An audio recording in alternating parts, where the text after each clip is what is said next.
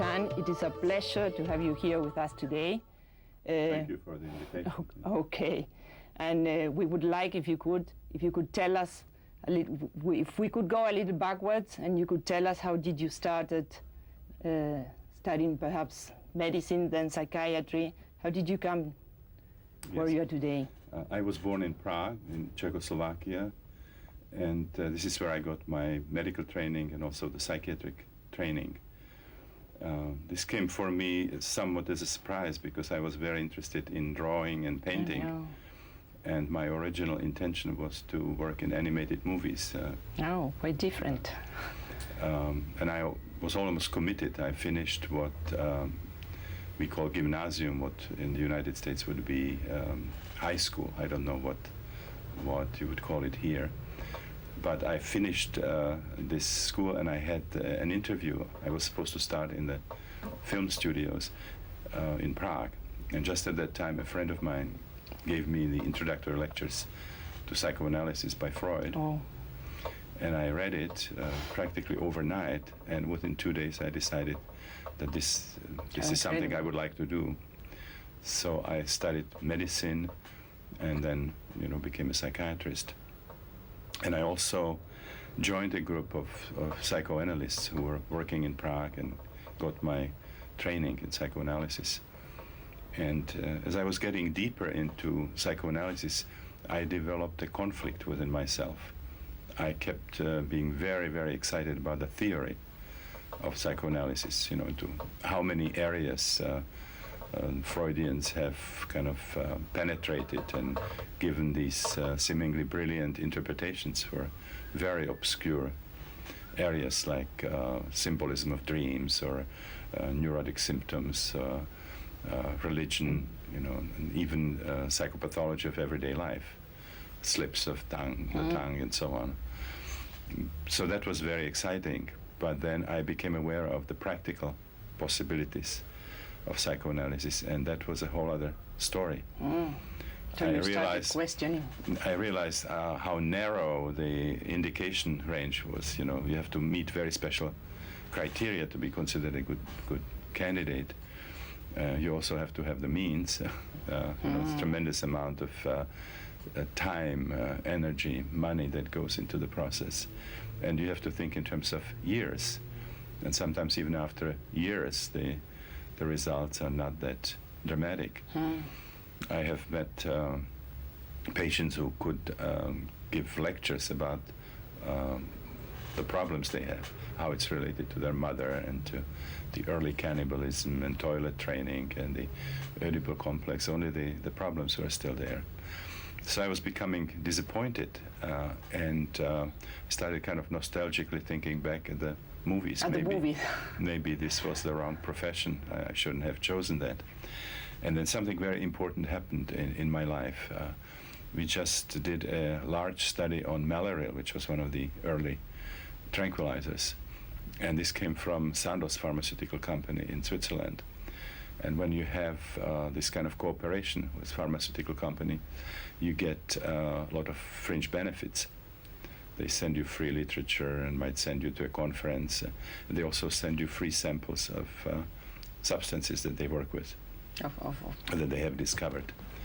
And so as part of this cooperation, we got a large supply of ampules one day. And when I opened it, there was a paper and it said LSD-25. And it explained, the paper explained that this was a very interesting substance that was discovered practically by accident by Dr. Hoffman in the laboratories. It was very unexpected because what they wanted to develop was a drug that would be used in gynecology to stop gynecological bleeding, to contract the uterus. And they came to this one. Or for relief of migraine headaches. So that was, quite far from the original intention. But Dr. Hoffman accidentally intoxicated himself when he was making the sample of the drug. And so he discovered that it had these very powerful psychoactive properties. And so they were now sending it to different universities and research institutes and even individual psychologists and psychiatrists. And they were requesting, that people work with the substance and give them feedback if there was any legitimate use in psychology and psychiatry for the substance. And they suggested, on the basis of some preliminary research, that maybe this could be used as a model of psychosis, because there was a substance that in absolutely minuscule dosages, like of micrograms, millions of a gram, could change the mental functioning for 6 to 8 hours. And it was conceivable that the body could produce small quantities of such a substance, and that psychosis would not really be psychiatric disorders, but problems of body chemistry. Interesting that. And then if we can find the substances that produce that, we could also develop substances that would neutralize that. We would have kind of a test tube solution for schizophrenia, which is the major problem in psychiatry.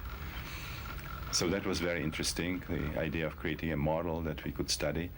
But there was a little note there, which was interesting. They said that maybe this substance could be used as a very unconventional educational tool, because it would give the opportunity to psychiatrists, psychologists, social workers, students, and so on, to spend 6 to 8 hours in the world of their patients.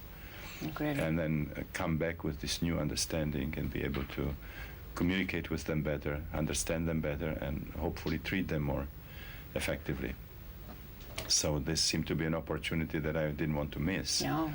So I volunteered for this experiment.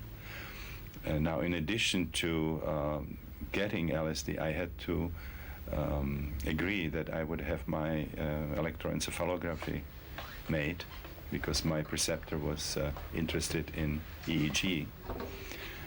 And at that time, he was also interested in what's called driving the brain waves, which means you expose people to either flashing light, stroboscopic light, or sound of different frequency. And then you study if that external input can sort of influence the brain waves, if the brain waves will kind of pick up the frequency that's being given.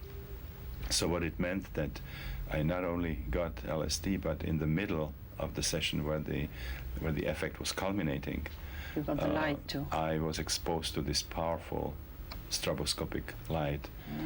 And the moment it was turned on, I had the feeling that my consciousness was catapulted out of the body. And I lost the research assistant that was conducting the experiment, and I lost the clinic, and then Prague, and then the planet.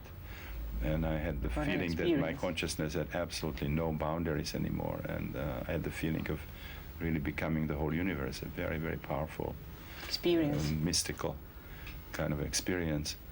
And so I came back very, very impressed by what just had happened to me. And I thought that studying these states would be by far the most interesting thing I can imagine to study in psychiatry.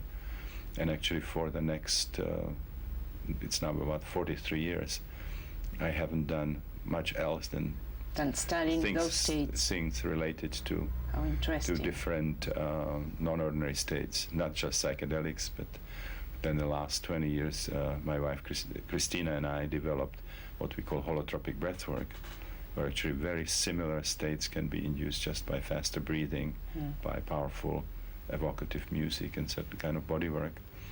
And I've been also interested in a variety of areas which are directly related to non-ordinary states, such as shamanism, or what the anthropologists study, the rites of passage, for example, the healing ceremonies of different native cultures, parapsychology, thanatology, the study of death and dying. Interesting. And how did you change from, at first, if I understand you well, you started working in patients with LSD, and then you changed to work with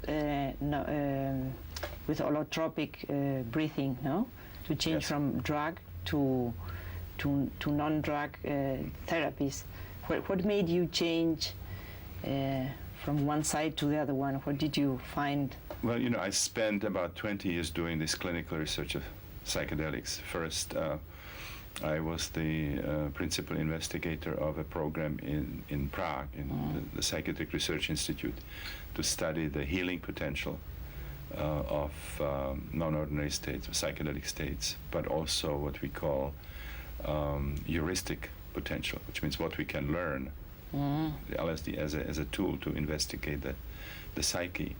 And then I got a scholarship to come to the United States, and I became part of a program which was the last surviving psychedelic program, sort of government sponsored in the United States. And then actually after 2 years I was heading that research. And then by 1973 it became more and more difficult to do the research. There were all kinds of restrictions, and the money was very, very scarce.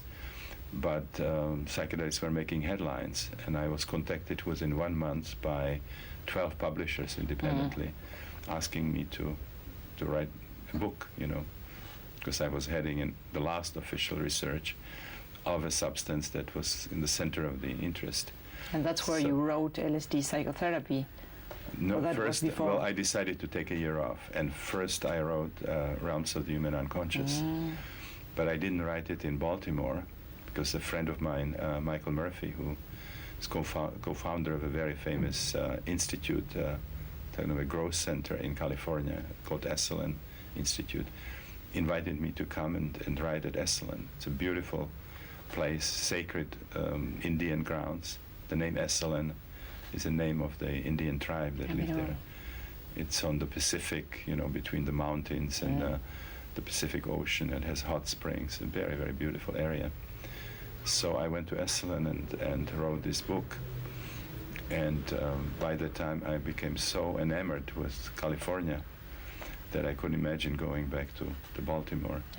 So I stayed at Esalen, but it was impossible to get a license at Esalen to continue your research, because it's not like an official research institute. It's a very, in some sense, controversial place, because they were exploring all kinds of new things.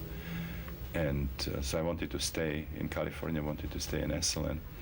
And so I remembered some observations from the psychedelic research and started experimenting with the breath work. And then I met also Christina. She brought her background was in Hatha Yoga. Yeah, how interesting. So she brought some of those elements, and we created this holotropic breathwork, which was a much more convenient thing, because it worked with breath, with music. It was unlikely that in the near future there would be speed limits for breathing, or that music would be outlawed. So it was just much easier to work with the breath. And I actually became very fascinated with this system. How powerful the experiences could be with something as simple as breathing and music, because before we thought about LSD as this extremely powerful substance, very, very unique. And I realized how close actually many people were to these experiences. That was a question I wanted to ask you. Do you find it's very different, the experience with LSD, that with breathing, or you come to approximately the same states of consciousness? I came into this work equipped with traditional psychiatry and then psychoanalysis. And when we started doing the work, it turned out that whole system of thinking was absolutely inadequate to understand what was happening in these states. So I actually had to create a cartography of the psyche, which was much, much larger. Beside the biographical level, there is also a large domain in the psyche which I called perinatal, related to the trauma of birth. And then an even larger domain, which we now call transpersonal. How interesting. So it's a very large cartography.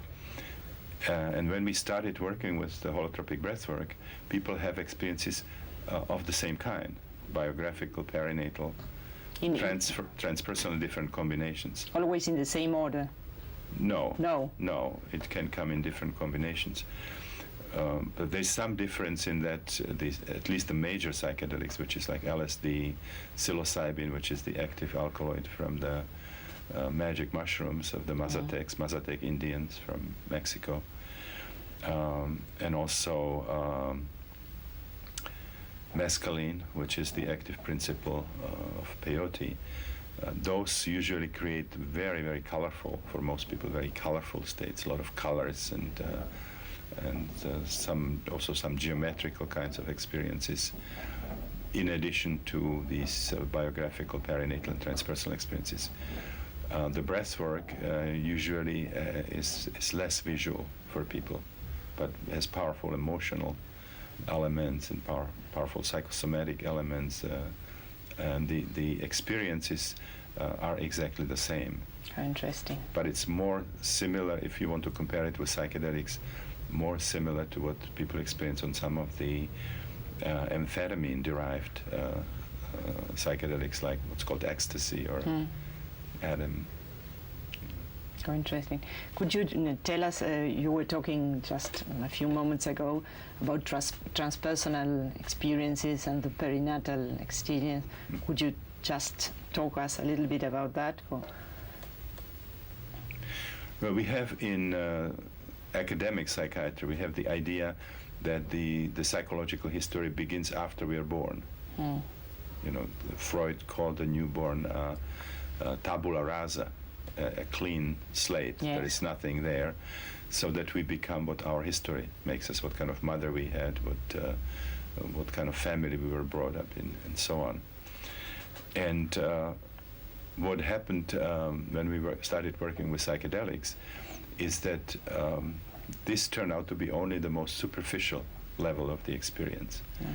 It's not that it's incorrect or false, but I think it's a very partial image of the psyche that in Freudian psychoanalysis is presented as the totality of the psyche. Now, when the process deepens, which means, for example, when we continue with the sessions, or when we increase the dosage, then suddenly this whole new area opens up, where people would have experience of suddenly being caught and trapped in a closed system, struggling to free themselves, and they typically identify this as reliving their own birth. You can actually see external signs of that, struggling for breath, for example. I have seen people who relived birth with a forceps, and as they were reliving it, the sort of quadrangular bruises showed on both of their temples. Nobody touched them, you know, and suddenly the whole process recreated birth. Or people would discover that they were a breech position, or that they were born with the umbilical cord around the neck, or they can smell the anesthesia. They realize what type of anesthesia was used at the time. At that moment. When they were born. So this came as a tremendous surprise to me, because the official position is that there cannot be any memory of birth.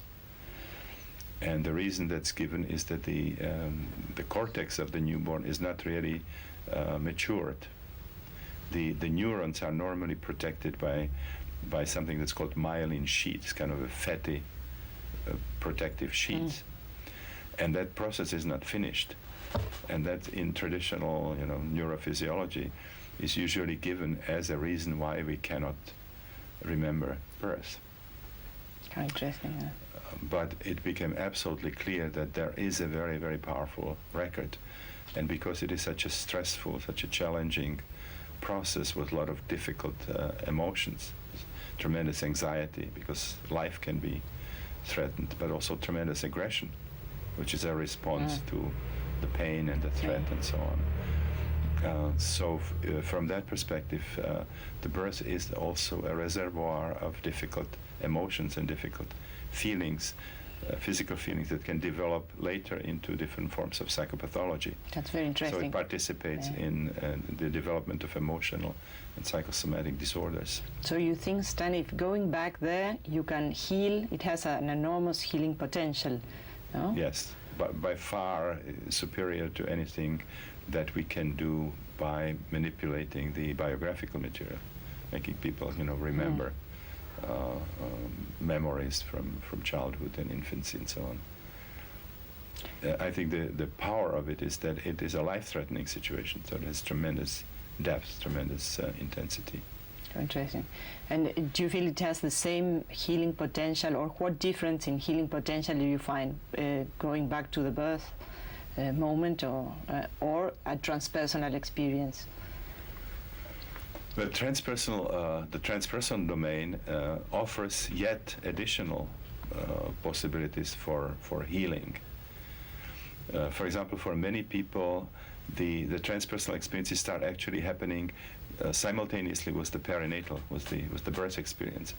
For example, being trapped in the birth canal can be associated with kind of experience of being in hell, which is connected with sort of visions that are already coming from the archetypal realm. Those are archetypal images, or from the Jungian historical collective unconscious, for example, with experiences of being in a prison, in a dungeon, or in a concentration camp, sometimes with a sense of personal remembering, and then people call it past life experience. So sometimes the birth and these other kinds of experiences can alternate or even be simultaneously present. You can have it at the same time, you mean?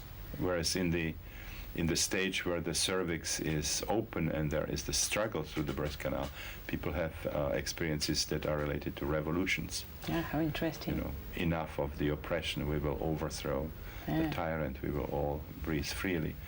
Or there could be identification with Christ on the cross as our sort of framework for a powerful death rebirth experience, or some archetypal images of other deities representing death and rebirth, like Osiris or Dionysus or Quetzalcoatl. And it's drawn from the collective unconscious, from mythologies that people might not know. So the unconscious, the collective unconscious, is a reservoir of mythological forms that are trans-individual. So you believe that when one enters a non-ordinary state of consciousness, one has access to that collective unconscious. Yes, one can take images from there. Very much so. And so we can see powerful healing potential of different kinds of transpersonal experiences as well. For example, I have seen people who would work on psychogenic asthma, or they would work on phobia. Phobias, that's interesting. And a part of the roots would be from what's described by psychoanalysis, which means infancy, childhood, later life. But then a deeper root would go to birth. And then there is yet a deeper root that takes that person into the transpersonal area, and it could be a past life experience, or it could be a Jungian archetype that's behind that symptom. So we see that the symptoms have a kind of multi-level, multi-dimensional structure. They're not just products of infancy and childhood. But there is a very specific connection with childhood, so that when we discover that part, we might stand under the illusion that we got the whole story, which is what I see psychoanalysis doing. They get really relevant connections to the symptom, but they don't get the whole story. The whole story. A very good friend of mine who's now dead, Joseph Campbell, yes, the mythologist, when he talked about it, he said that Freud was fishing while sitting on a whale. You know, the psyche was much larger. Although it's very interesting, we talk the about image. Depth psychology, but psychoanalysis, as deep as it is, still just scratching the surface of who we are, what the human psyche is about. Very interesting. Could you give us, on behalf of your work, a map of consciousness? With your research, you found a lot of new discoveries beyond, as you say, traditional psychology.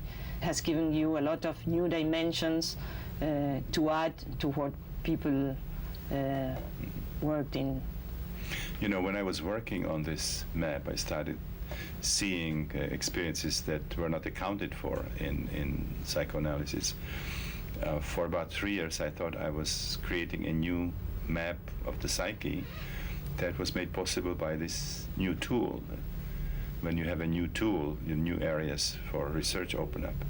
So, for example, the microscope can discover dimensions that we couldn't study before, or the telescope, can see much further and discover new galaxies and so on.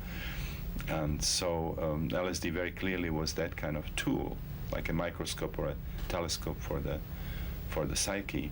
So I thought we now have this tool, and so we will have a much more detailed, much more complete new map. And then as I was creating the map and more of the experiences were accounted for, I realized this was not a new map at all, that this was really a very, very old map that in different variations emerged in different parts of the world at different times. Aldous Huxley referred to this as perennial philosophy, certain understanding, very large understanding of the psyche that emerged in mystical systems in different parts of the world. So what ultimately happened in this research was like a rediscovery and reformulation of this very ancient knowledge of the psyche in modern terms. So the map that I've created has these three domains, or the three levels, of which the first it shares with academic psychiatry and psychology, which is the biographical level, where we have all the emotionally important events that happen to us, from the infancy through childhood to later life. Then the second level I call perinatal, which is, as I mentioned before, the mixture of the actual biological events of birth, all the emotions or the physical feelings, but also the specific openings into the collective unconscious. So the perinatal is a mixture of the individual and the collective.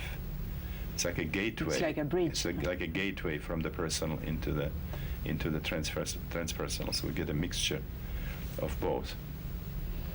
And I noticed that when people are having these perinatal experiences, they come in four very distinct clusters, experiential That's clusters. Interesting. Could you tell us? Which reflect the stages, the phases of birth. And so I talk about them as basic perinatal matrices, or BPM for short. BPM 1, 2, 3 and 4. So the first matrix is related to the situation when it's like an advanced stage of pregnancy, when the child is still in the womb, but the delivery hasn't started. And there we can have either very positive experiences, if it was a good womb, if it was a normal pregnancy, or very bad experiences.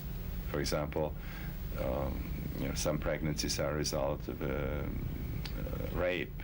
There could be sickness of the mother that threatens the fetus with a sort of imminent miscarriage. There could be deliberate attempts to lose it, abort, artificial abortion.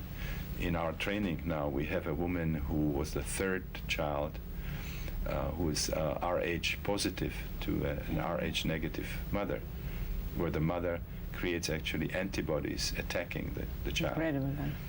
And with each pregnancy, this increases. So it's unlikely that the third child survives. And she was the third child who survived. So her womb was very, very hostile. So that's the first matrix. The second matrix is the situation where the uterus starts contracting, but the cervix is not open. So it's like a no exit situation, very, very difficult experience to have, where people feel completely lost, condemned, almost like in hell. Sometimes it takes the form of feeling that you're in hell. You'll never get out of there. You'll never get back, and so on. If you think about the world, you can see only the dark side. Everything seems sort of gloomy and hopeless, and so on. The third matrix is a situation where the cervix now dilates, it's open, the contractions continue, and the child is kind of struggling through the birth canal. what is very interesting about that stage, that it is associated with a powerful sexual arousal. The choking and the pain somehow creates feelings which are very, very sexual. And that's extremely important because it means that our first experience of sexual energy is happening in a very precarious context. When the life is threatened, we are inflicting pain on another organism inflicting pain on us. There is anxiety, there is aggression, there is blood, there is mucus, there could be, even if there is no enema, there is no catheter, there could be feces, urine. So sex is sort of in a very precarious company there. So it is the foundation for development of various sexual dysfunctions. Later on. Various deviations, sexual deviations, perversions, where sex is all linked with anxiety or aggression or inflicting pain or needing to experience pain or wanting to be bound, the various sadomasochistic things. It's a very important source of sexual problems. And then we have the situation, of course, of the head coming out, or the feet, whatever comes first, and the cutting of the umbilical cord, when the child begins to exist as an anatomically independent organism. Of course, still emotionally dependent, but anatomically independent. So those are the four matrices. Now, each of them can be relived as a concrete biological memory, when you have actually the body image of the fetus and you experience what the fetus experienced in that situation. But then each of the matrices also has specific symbolic expression. So, for example, the undisturbed intrauterine experience can open up in the experiences in the ocean. Kind of. When you can suddenly identify with dolphins or fish or jellyfish or kelp. Again, sort of a universe where there are no boundaries, the oceanic kind of a state. Or it can open up into a cosmic state, where you can experience yourself as being in the interstellar space, and that's sort of the beauty of the star-filled sky. Or I have seen people who would go from this good womb experience to an identification with an astronaut who is on a spacewalk, kind of floating. The same kind of sensation. Connected with the pipeline to the mothership, as we call it, and so on.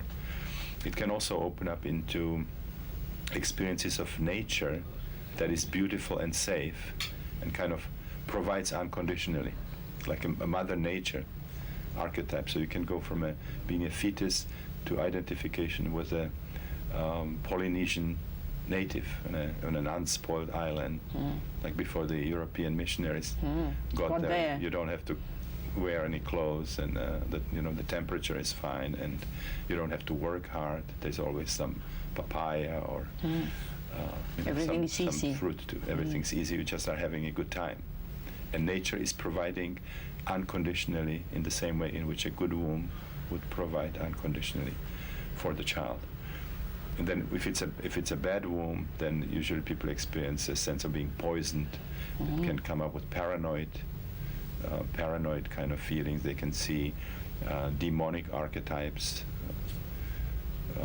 If it's like attempted abortion, there could be a sense of kind of bloody, apocalyptic catastrophe of some kind, and so on. Then the transition from the first matrix to the second is experienced frequently as kind of a whirlpool, vortex, maelstrom, being sucked in, or also descending into the underworld, getting lost in some kind of dangerous labyrinth, and so on. Or sometimes being swallowed by an archetypal monster of some kind, being engulfed by leviathan or whale or crocodile like creature. Incredible. Or entangled by a giant spider or octopus. Awful images. Yeah. And when people go back there and in the therapy, they start healing no? Yes. That moment, and then they heal. What happens later? How does it work? Well, for example, the second matrix, which is the no exit situation, is a matrix that underlies depression.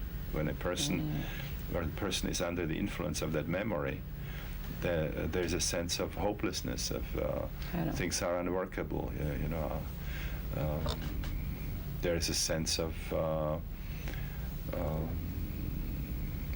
inability to cope, not seeing any way out of one situation. Everything seems dark and kind of meaningless. So when that matrix can be brought up fully into consciousness, then it stops influencing the person. No, that's fantastic. As long as it's alive, kind of and energetically charged in the unconscious, then in a sense the person experiences the present world as if it were a kind of a womb that is closed. So if the person is doing this inner work, they experience this second matrix, and then there's suddenly a shift. Suddenly it starts opening up, and it turns into the struggle of the third matrix. And then you experience the struggle, the fear, the anger, also the kind of a sexual orgastic feelings, and then it comes to an opening. And then suddenly you have, in your everyday life, you have a sense of being much freer than you were before. That's incredible. Because in a sense, the past rests as a kind of a shadow on your everyday perception. And what you told from this, it's in a very short time, shorter than it would take perhaps in a traditional psychotherapy. No? Oh, I have seen situations where major changes can happen in one afternoon. It doesn't mean that it's always the case. No, sometimes you need, but there are instances in which people are in a depression, and within a few hours they just sort of move to a completely different place. It's like the shift that the child would experience when it is stuck in the birth canal and then gets out. I mean, there's quite a difference. One question, and how does it work for children that are cesarean born? What happens there? We have to distinguish. Some people say I'm cesarean born, but the cesarean section was preceded by 50 hours of difficult delivery, when the mother and the child almost died and they were rescued in the last moment. So we have to distinguish between what's called emergency cesarean that's interesting. and elective or non-labor cesarean. So you're asking primarily about the elective. Yes, no, I'm asking because my two children were cesarean born. So I just elective? One elective and the other not. He was coming out with his feet first, and they had they thought it might got stuck. So I went into. Yeah, when we work with people who are cesarean born, whether it's elective or emergency cesarean, then they simply relive what the original situation was. So for an elective cesarean, then the experience involves open wounds, gushing blood, and the sense of being sort of cheated out, taken out of a situation, which is quite a different pattern from struggling and getting out. It's not a solution. It just presents a different type of problem. We worked with Jane English, who was a physicist, and she was cesarean born, and we saw that things were different from working with people who were born head first. And she became so fascinated that she gave up physics and started studying cesarean people. And she wrote a book which is called A Different Doorway. How interesting. Adventures of a Cesarean Born. When she studied many people, both emergency cesarean and the other one. And the elective cesareans, what the psychological differences are. They were doing even things like all-night ceremonies just with cesareans. We have been talking about sometime wanting to do a breathwork session where half of the people would be vaginally born and the half other of the ones people cesarean, and see just the simultaneously what the difference is, and have them interact. it's again amazing that traditional psychiatry doesn't really attribute any significance. You know, we all agree in psychiatry that nuances of nursing can be extremely important. But and suddenly from there, a little bit backward. it was amazing to me when I started reliving, when I started seeing people relive births and relived births myself. I went into the psychiatric literature, and there was close to nothing. No studies asking the question whether it makes a difference if we are born in 50 hours of difficult delivery or if we are elective cesareans. So it's the absurdity of that thinking is quite impressive. I couldn't believe that I ever could have that type of thinking myself, to believe that nursing is very important, but birth is irrelevant. There's, for example, Harry Stack Sullivan, who describes the nuances of nursing and how it can have profound influence on future life. He distinguishes a good nipple, evil nipple, and wrong nipple. A good nipple is a nipple that gives milk, and the circumstances are good. The mother is loving and sort of holding the child the right way and so on. The evil nipple is a nipple that gives milk, but the circumstances are not good. The mother is anxious or rejecting and so on. And then he talks about the wrong nipple, which is like the thumb or the big toe, you know, that you suck and doesn't come. And then he makes very far-reaching conclusions about the impact that this has on people. So we have, in psychology, we have this awareness of the importance of nursing, but at the same time, don't think that birth is important. So we're asked to believe that it's possible that the child has a delivery that can last 20 hours, 30 hours, 40, 50 hours. The child hasn't noticed that anything strange was happening. There's no record of it anywhere. And then the child emerges into the world and becomes an instant connoisseur of female nipples. You know, things are not quite right. Mommy is not holding me the right way. Okay. I mean, there's just an unbelievable sort of jump. Jump. And so the way I see it now is that there is tremendous denial. There is such fear associated with that experience that even if we are scientists, you know, we cannot think straight about that area. We actually use our reason to rationalize why that event was not important. The cortex was not myelinized, you know, so it couldn't have made a difference.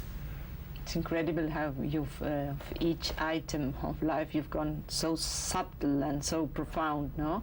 To investigate each part as a, no, very profound, I mean, as a whole. It's very interesting. Yeah. But it's amazing, isn't it, that, it's that amazing. we don't see birth as something. Yes, it's amazing. In psychiatry, in current psychiatry, the birth is taken into consideration only if it was so bad that it damaged irreversibly the brain cells. Incredible. As long as it doesn't, no one looks at it. It isn't seen as relevant.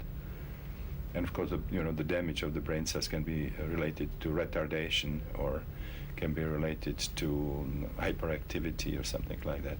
And that's the only significance that we attribute to birth. Incredible. So for me, that was a tremendous lesson. I couldn't believe that I've ever shared that kind of perspective. It's interesting how you've gone far beyond what was written or studied, no? I mean, traditional psychology came to a point and you went far away, far off, no? Where nothing was written or investigated. But you don't have a choice. I mean, when you do the work, I mean, it just forces you to change your thinking.